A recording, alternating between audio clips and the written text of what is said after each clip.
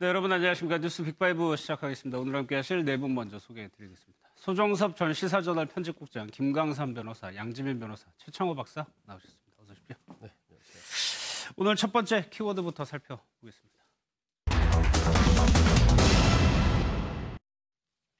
이명박 전 대통령이 좀 고심을 하는 듯 하다가 오늘 결국 항소장을 제출을 했습니다. 소 국장님, 어떤 이유가 좀 작용을 했을까요? 지난번에 이제 그 징역 15년 선고를 했지 않습니까? 예. 그 부분에 대해서 받아들일 수 없다. 16가지 혐의를 이명박 전 대통령이 받고 있는데 그중에 7가지 혐의 부분에 대해서 유죄가 나왔거든요. 예. 그 유죄가 나온 7가지 부분 전부를 받아들일 수 없다.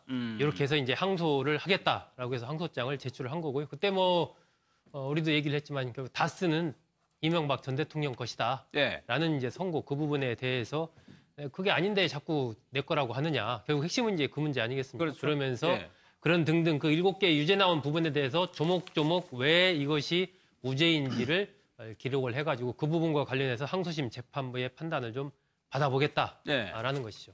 그러면 김광삼 변호사 어떤 점이 쟁점이 될까요? 사실 1심 선고에서는 진술이 결정적인 증거로 채택이 됐었는데. 일단 16가지 이제 범죄 사실 중에서 9가지가 무죄가 나왔잖아요. 예. 근데 제일 중요한 건 역시 다 아시다시피 다스의 실소유주냐, 그걸 전제로 하는 횡령 246억. 예. 그리고 특히 뇌물죄 중에서 삼성과 관련된 뇌물죄가 제일 중요하지 않겠어요. 근데 제가 지난번 이제 방송 때도 말씀을 드렸는데 이 전 대통령 입장에서는 항소할 수밖에 없다. 그 이유는 여러 가지겠지만 가장 중요한 이유는 여기서 항소를 포기하면요. 예.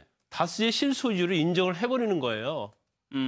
그렇게 되면 수없이 그 오랫동안 다스 실소유자가 아니다고 했는데 이 판결 선고되니까 항소 포기했다? 그러면 본인이 다스 실소유주를 인정해버리기 때문에 예. 이것뿐만 아니라 다른 유죄가 인정된 것도 사실은 이 전 대통령 입장에서 보면 어떻게 보면 거기에 대한 이제까지 변명이 다 거짓말이 되기 때문에 예. 저는 이 전 대통령 입장에서는 항소할 수밖에 없다. 예. 그렇지만 그러면 항소심은 뭐가 달라지겠느냐 이 부분을 좀 봐야 할 것 같아요. 근데 일단 다스의 실소유자와 관련된 부분에 있어서는 1심 재판장이 이 인정할 증거가 넉넉하다고 얘기했다시피 사람들 진술 이외에도 사실은 그걸 뒷받침할 그런 보고서랄지 VVIP랄지 메모도 PPP랄지 예. 이런 것들이 엄청나게 많기 때문에 이건 제가 볼 때는 무죄가 나올 가능성이 많지 않다. 예. 그리고 또 항소를 하지 않게 되면 결과적으로 검찰만 항소하잖아요.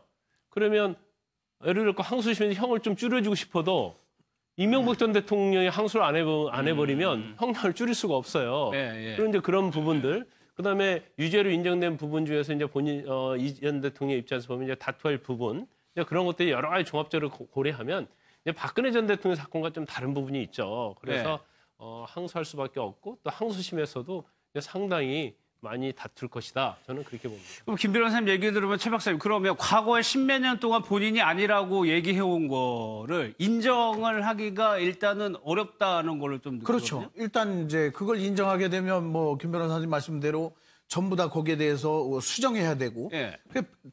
박근혜 전 대통령 같은 경우에는 불명예적인 측면에서 오히려 그 정치적 희생양이라고 하면서 오히려 항소를 안 하고 재판에 이제 불참하고 그러는 건데. 그렇죠. 이명박 전 대통령 같은 경우는 그런 명예적인 거를 떠나서 정치적인 희생양이라는 걸 떠나서 실리적으로 내가 가만히 있으면 불리하니까 실용적인 측면에서 내가 이렇게 있으면 안 된다 해서 법정인 논리 다툼을 하는 거기 때문에 박근혜 전 대통령하고는 결이 다르죠. 알겠습니다.